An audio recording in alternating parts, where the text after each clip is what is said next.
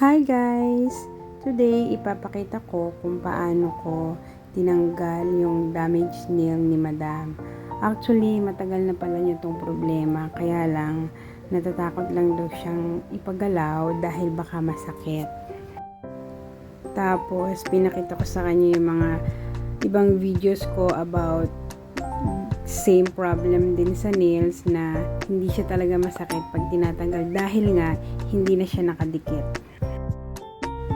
Tinanggal ko na kasi yung audio dyan kasi habang tinatanggal ko yan, si Madam busy sa telepono, kaya parang hindi niya nakikita o nararamdaman na tinatanggalan ko na pala. As you can see, yung nails niya dyan nakaangat na. Kailangan na lang talagang gupitin.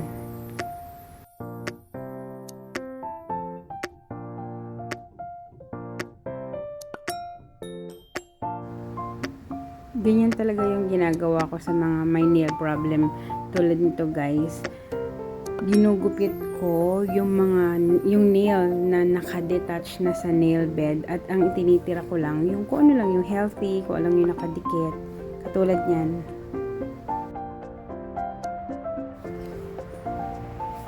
Hindi po ako professional, hindi rin ako podiatrist, pero itong mga ginagawa ko na to is based lang din dun sa mga napanood ko.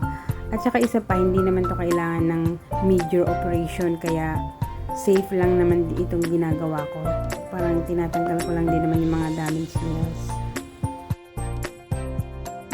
O ayan, halos 1/4 na lang yung natira sa kuko ni Madam na nakadikit. Hanggang ngayon guys, wala pa rin siyang pakialam din sa ginagawa ko kasi busy pa rin siya sa telepono. Natanggal ko na halos yung mga nakadetach na nail. Ang kaso dun sa, syempre may mga hard skin, dry skin pa rin dun sa gilid. Oh, tada! Ayan, guys, nalinis ko na. Syempre, yung mga natira na yun, siguro next time na lang din. Yung mga itim na yan. Tapos, inisprayan ko na rin siya ng alcohol. At hindi ko na rin kailangan lagyan ng antibiotic cream kasi wala naman siyang sugat. Thanks for watching, guys. Update ko kayo next time kung ano nang mangyayari sa